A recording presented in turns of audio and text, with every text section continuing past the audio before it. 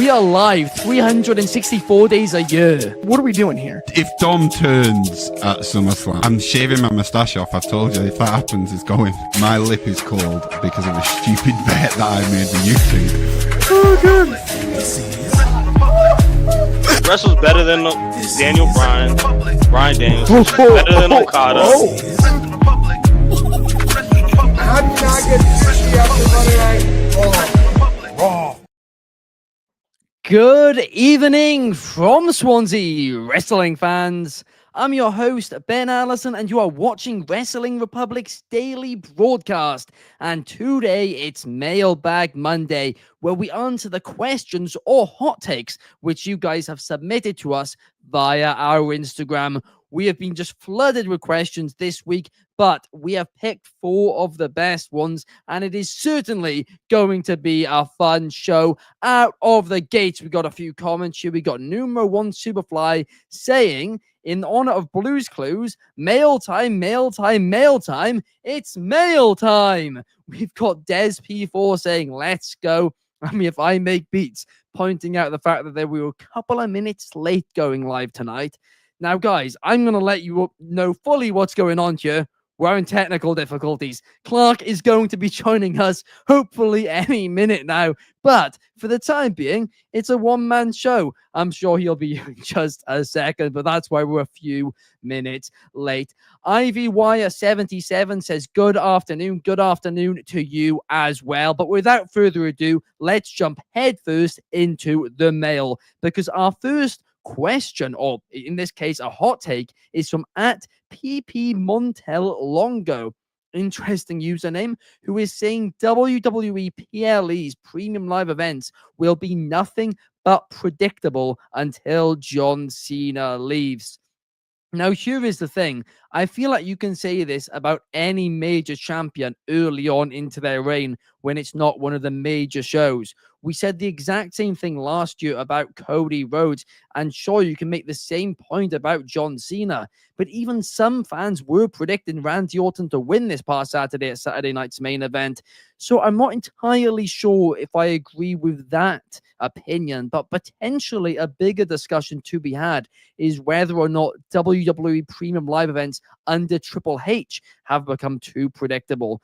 Because we have noticed a massive theme here at Wrestling Republic over the past year or so, that certain events, specifically, the B pay-per-views or whatever, the WWE ones, are a lot more predictable now compared to how they used to be. Like during the prediction shows, more often than not, our predictions are the same. But, for example, with AEW pay-per-views, when we do the predictions for those, more often than not, we have tons that we disagree on. So, to be honest with you, I could see this going either way, but Clark is now here. How are you today, Clark? I am so sorry, by the way. We had an issue. The dog ended up, the cord was messed up, and I had a backup cord, but it was in the garage. I had to climb a ladder. I had basically had Money a ladder in the bank in the early. garage. It's perfect timing, but I am here. You get the cord to avoid technical difficulties, and then you don't consider animals in the equation. Next thing you know, you're late for the show. But we got Sean Ellis in the chat saying aloha, everybody. Numero 1 says that statement is not entirely wrong. And yeah, Clark, in case you missed it, we're answering the hot take from at PP Montel Longo. Again, an interesting username, who's saying WWE premium live events will be nothing but predictable until Cena leaves. And I've expanded the question a little bit by saying under Triple H have they become a little bit too predictable. I'd love to get your thoughts. I mean, the predictability has always been an issue for me, Ben. So it's funny. I do think there has to be some level so that we get to a spot where, it feels like you can predict as a fan, because that's part of the fun, is saying you were right. Like Roundhead here is talking about, told you about my boy JDM during the Backlash stream. Yes, you did. He won the title, right? That was unpredictable, though. Perfect timing with that comment there, because for me, I like being surprised unless it feels like a stupid surprise. So it's all subjective when it comes to this one. I don't think WWE's PLEs are too predictable. I didn't have John Cena just winning against Cody Rhodes at the main event there. I did have him winning against Randy Orton. I look at the main events primarily as like the easiest way to, decide how predictable an entire PLE is, because the whole thing's built around the main event generally.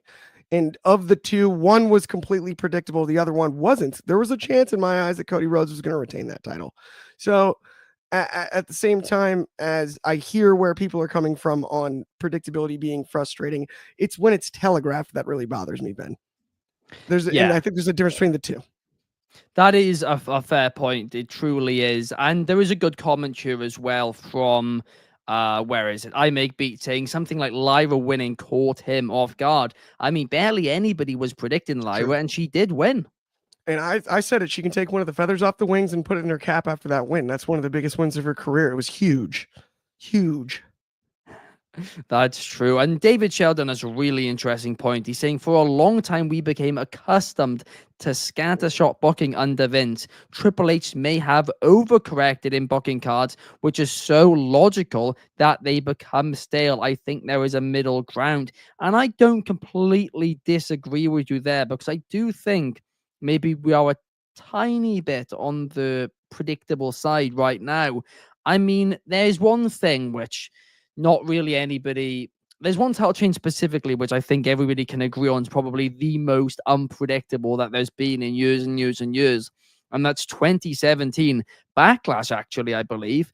Jinder Mahal. I mean, nobody saw that one coming, did they? I've just realized Clark's frozen again, hasn't he? But look at that lock as well. The lock that he's frozen on.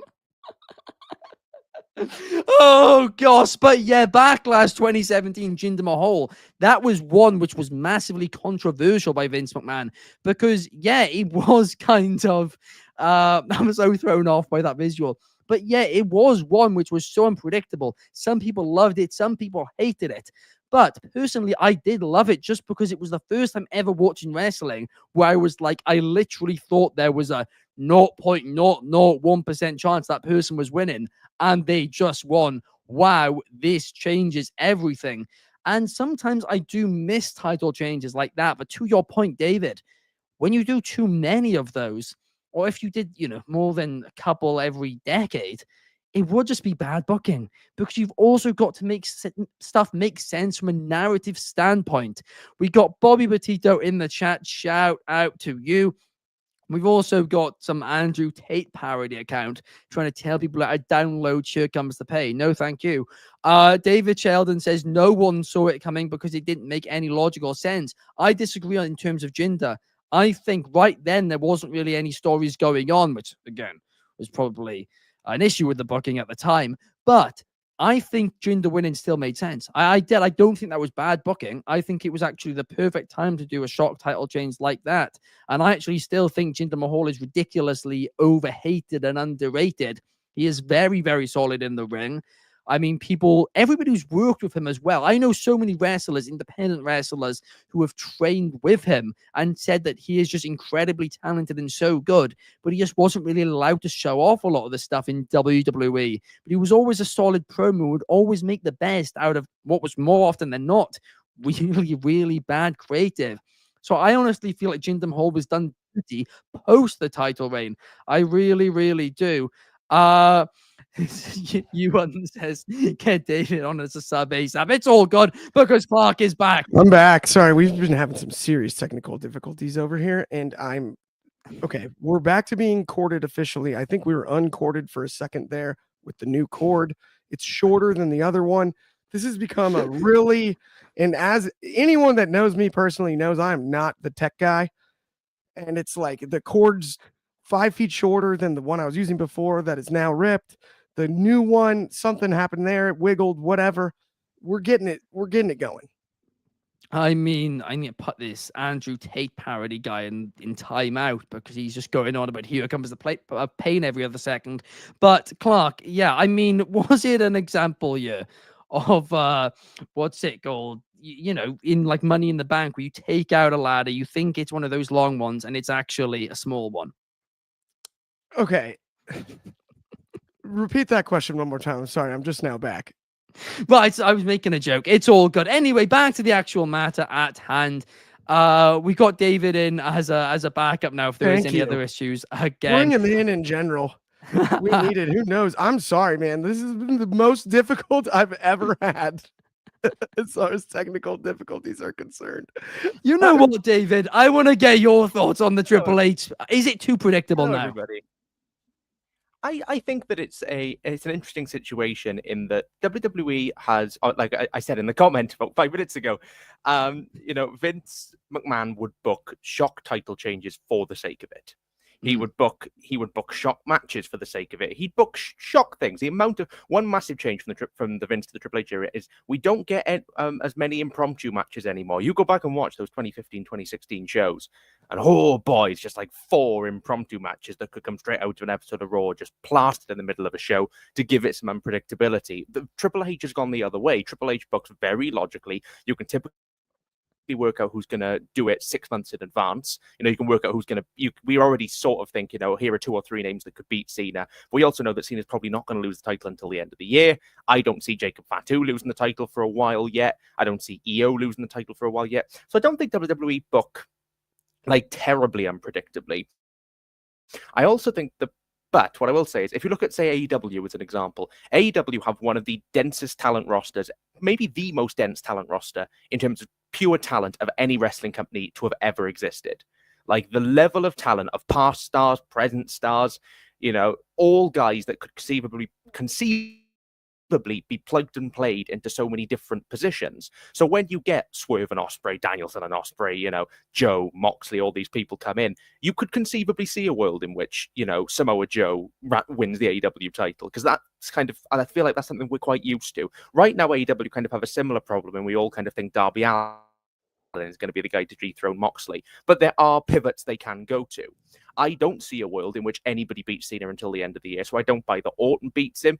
I don't buy that anybody that he faces on these next shows are going to beat Cena, and because it's not presented that way, and because Cena's just won the title, you do kind of fall into that predictable rut, which is why I think what they need to do, and what they have been doing a lot on television, is focusing on the mid-card titles, the likes of, your US titles, your IC titles, and booking enough people around them so that they can conceivably be put onto different people. The problem is, like I said, with Fatu, I don't see it happening. With Dominic, I do more, but I think, again, WWE also set up the direction 4 months in advance in that we have Finn Balor. So I don't think that Jacob Fatu is going to lose the title until they do the stuff with Sikoa. I don't think that Dom's going to lose the IC title until we do the stuff with Balor. We're not there yet, and so these defenses feel like, well, we kind of know who's going to win unless we're waiting for Balor to interfere or waiting for Fatu for Solo to interfere. So I don't think they're predictable to the point they're ruining the show by any means, but I do think that there's a lot more that can be done in that sense to make them feel fresher.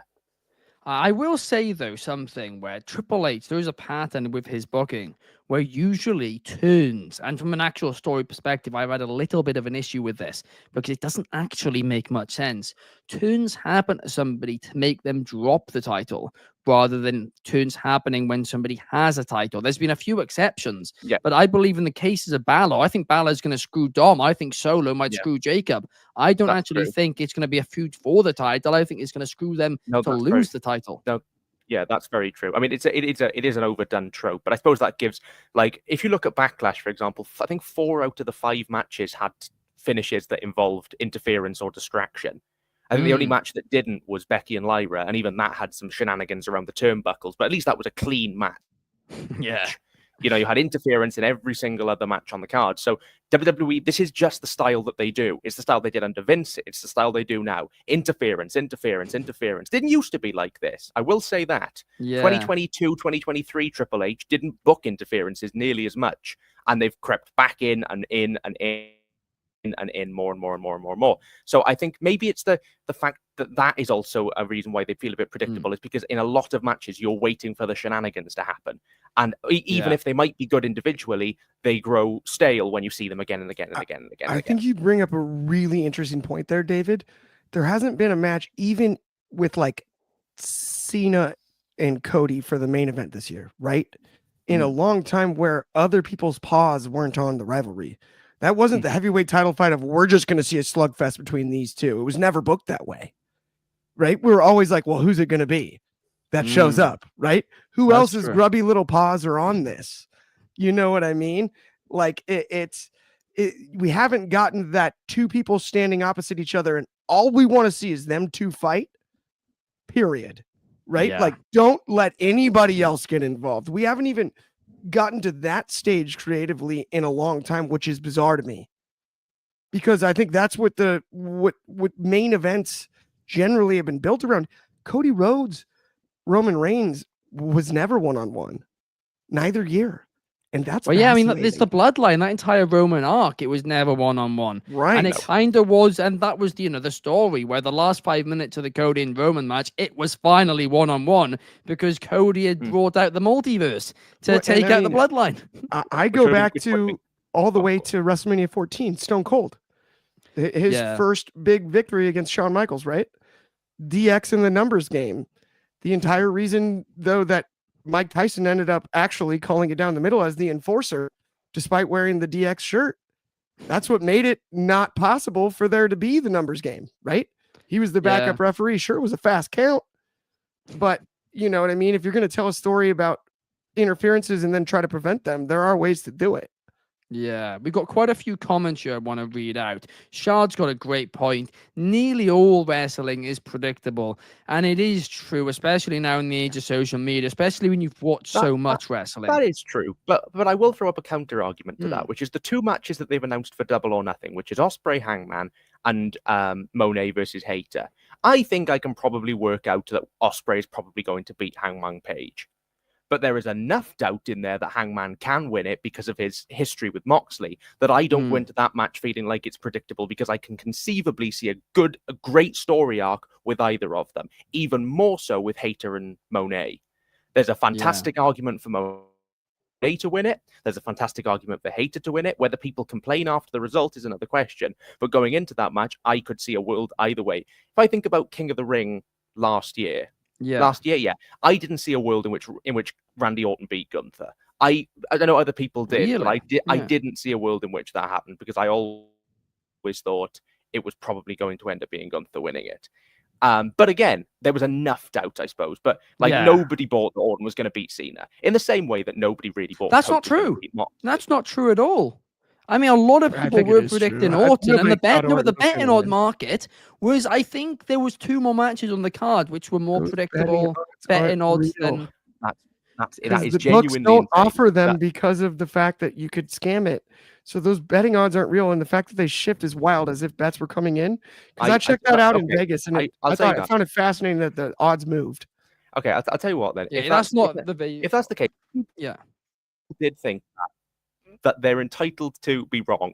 But going into the match, I never bought it. I don't think a lot of us bought it. Some people did, but I don't think a lot of us bought it. So it's a very difficult conversation, this predictable question, because there are so many factors. If you book predictable wrestling because it makes logical sense, and then people complain, it's like, well, do you want to go back? Like, I don't want to go back to Jinder randomly winning the world title for a laugh. I don't want. It wasn't for a laugh, though. No, it was to capture the Indian market, which did so well for them. Well, it did. Even now, we get people cropping up in our comments with Jinder Mahal profiles from India. It's just, I think what they didn't realize was they weren't going to earn as much revenue. Yeah, but they did increase the fan base. And the best way for them to do that is to make a racist heel character who hated everybody that wasn't Indian. That was their way to capture the Indian market. This is not a conversation on Jinder. I don't think that's what the character was either. There was one. Did you see the promo? Did you see the promos on Nakamura? There was one Shinsuke Nakamura promo which was bad. It's all he did for 4 months. Sorry, that's a different conversation for a different day. But I hated that. That was the point. I left wrestling and didn't come back. Wait, I still honestly, I still think that Reign is underrated. No, it's not. I really do think it is. I'm going to do a YouTube video on it. I like right after. We're entitled to it. We're entitled to be wrong. There's 3 choices here: underrated, overrated, and properly rated. I think it's properly rated. It's not humanly possible to be overrated, as everybody complained. But I don't know. But anyway, no, maybe in India. It's overrated. Bobby Petito says Will Ospreay would be a great opponent for John Moxley. I do think that is the direction it is going, to David's point. DCX Warlord says Carmelo Hayes versus John Cena should be Cena's This final is match. fascinating. I'd love that. This is fascinating, the Carmelo Hayes thing, because I was going to pitch this. Not now, but I was going to pitch, not as his final match necessarily, but I had the idea of doing Carmelo Hayes turning on The Miz and kind of doing a Miz-esque sort of hate me now gimmick going against Cena, this kind of young, cocky, brash, you can hate me for all these horrible things that I've done, but I'm still here, and sort of having a relationship dynamic with Cena on that, rather than me having to watch Cena Miz again. Please, no, God, no, never again. But, it's like... That's when we don't want I was, back. But I was going to say Hayes is a great show, and I think if Cena's going to elevate anybody in this run, I think Hayes is a great guy to do it. Yeah, no doubt about it. Tri-State Mania is saying hi over on Instagram. Hello to you. Up now, let's move on to the next question. And Clark, I will direct this one at you because it is a hot take from Landre52, who says El Grande Americano should win the Money in the Bank match. And honestly, no. Just no. I have no interest in this. Clark, do you? The only way I'm interested is if Chad Gable interferes in the match to help El Grande win. No, I'm kidding. I'm sorry. After we were talking interference, I had to get that one out. No, he shouldn't win the Money in the Bank match. I actually do love this run, and I love the idea of the steel plate and the mask. It's fun. It's old school. It's different. I didn't like it at first. It hasn't been perfect. I don't like everything about it. But I've enjoyed El Grande Americano. Now, win Money in the Bank, that's a reach-in foul even in the NBA, and they don't even call those anymore. I'm just telling you, it would be funny for a time, as Otis was. And you could maybe sell some, probably not lunch boxes with this one, but I don't know, something else. Metal plate that you tape to the Money in the Bank briefcase. I don't know. You could probably sell something out of it, but no, the answer is not right now. Yeah. No. I think it's a pretty unanimous agreement then. But up next, I want to talk to you. Right. I don't think he should win it, but I would like to see him in it. Doing a kind of gimmick. Doing a kind of gimmick where all these lucha legends that came before, look at all these legendary ladder matches these guys have had. Well, I'm going to come in, I'm going to be better than all of them, and then ending with some botched spot gone wrong because he's not quite as good at being. Okay, I'd like that. That would be my pitch, but he should not win it under no circumstances. Chad Gable should, though. That'd be funny. What if Americano helps Chad Gable? Wait. Helps him win it? Honest process. What if they tag together? Imagine if it isn't Gable. Like that. That's the only way I'd be okay with this story. But it blatantly is Ezekiel. Hornswoggle for everything else. Why not make it Hornswoggle for this? El Grande Americano is Hornswoggle. I'm convinced it's Jason Jordan. They have matching tattoos. Son, why not bring it back? That is a joke. For legal purposes, that is a joke. As a joke. Tri-State Media says got possibly Bron Breakker winning. That is my prediction. That is also my prediction. The tattoo is the only evidence it's Gable too, by the way, David. And remember, Jason Jordan does have that matching tattoo. It could very well be Jason Jordan. In the words of DCX Warlord, it's Jason Jordan. It is. But I don't know if I don't know if Gable has got the 450 moonsault. That is a good point. Fernando wants Rusev to win. DCX Warlord wants Karrion Kross, Theory, Black, or Breaker. All great choices in my opinion. Bobby Uso to win it. Breaker. Just so he can even out. Because I know you've never been a fan of the fact that Jimmy's not got the accolades Jay has. Feels unfair that they're just pushing Jay. I saw a pitch for Cena. If it happens, I will leave and never come back. If Cena wins the Money in the Bank, ruin wrestling. I'm taking all the titles.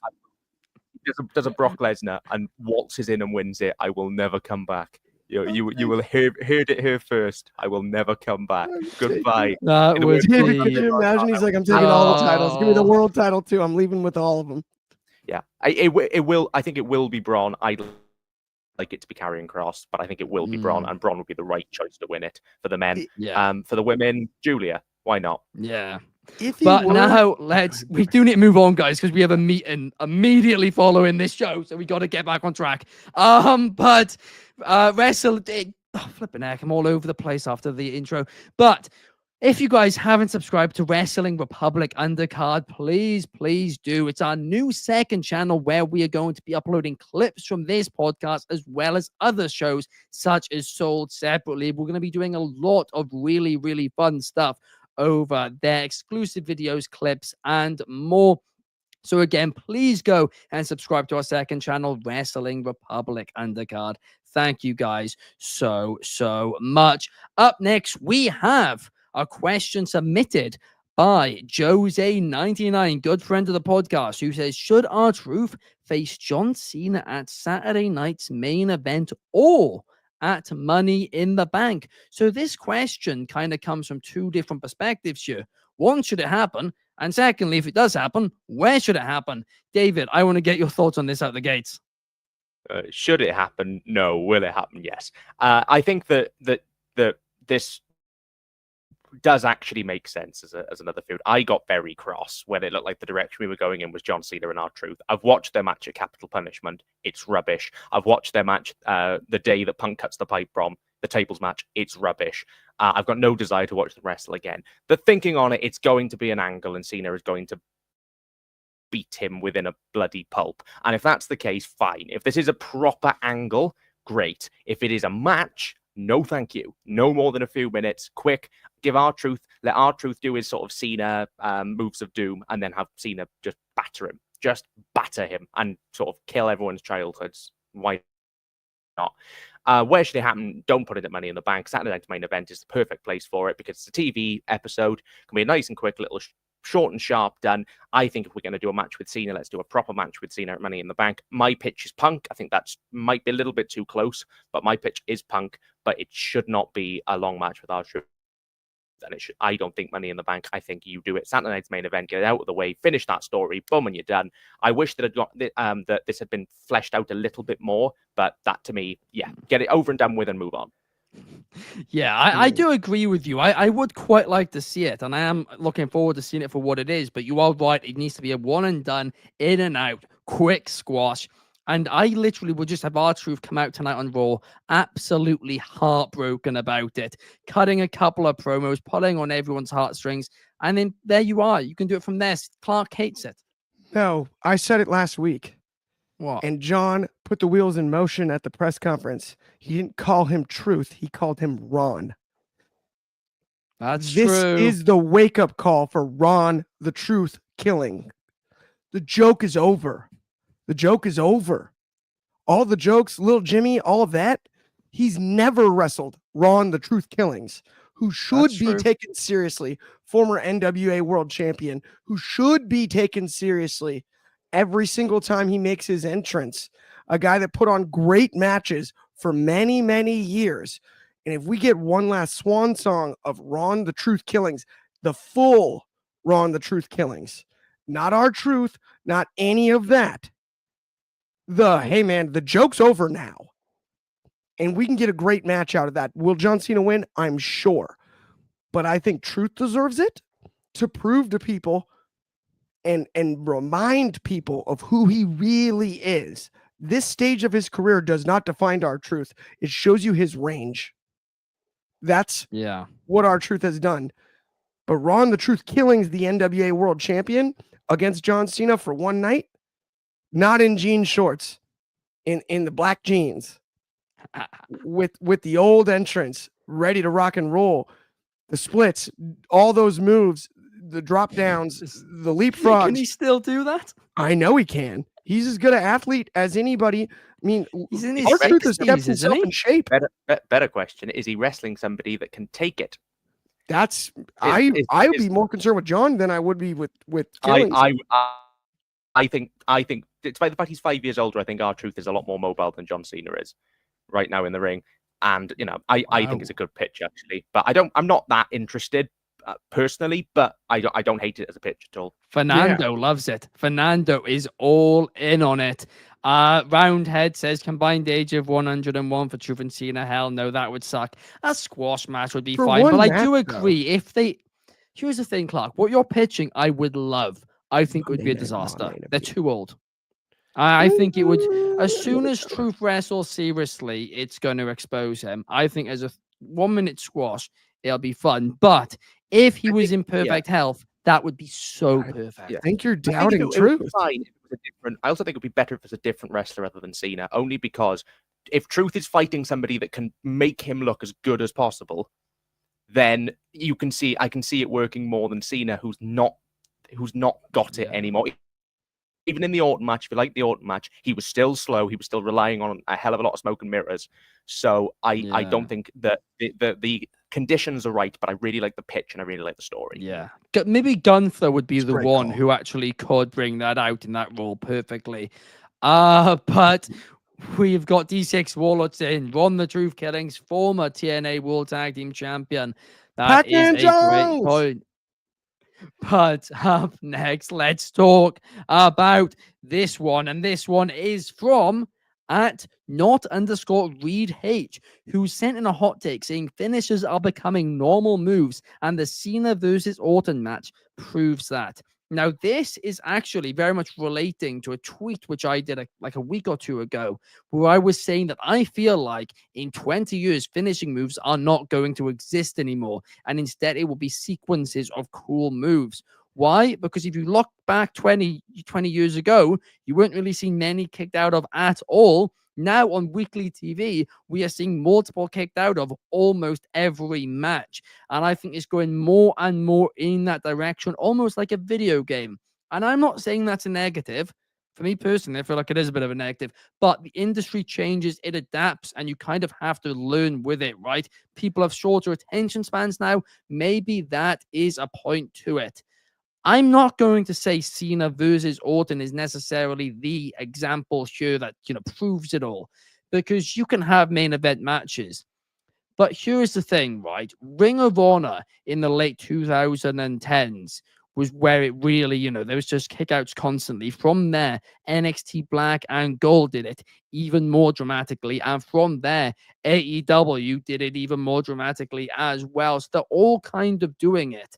And I do just think every year it's going a step further, a step further, a step further.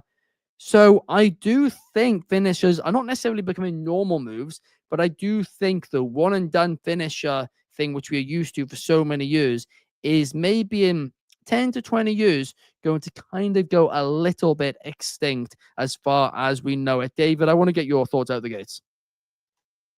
I agree. I think that, I actually think that the model that we should move to, and it's a model that I think has been perfected by one wrestler, which is Gunther, which is to have multiple moves, all of which can end a match.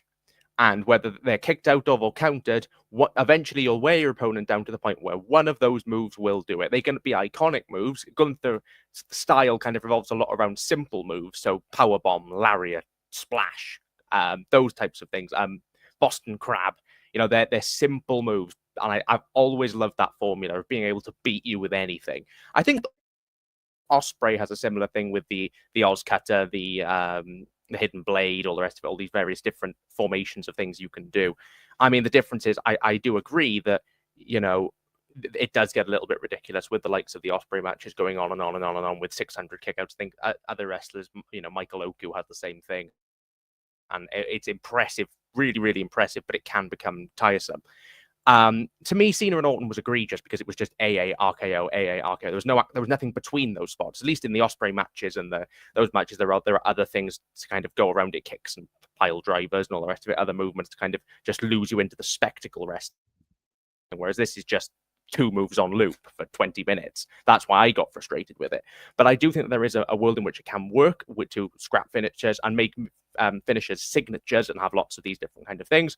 But I also think that, iconic moves are iconic for a reason, and there should be an element of protection around certain moves. Think the Owens pile driver, etc.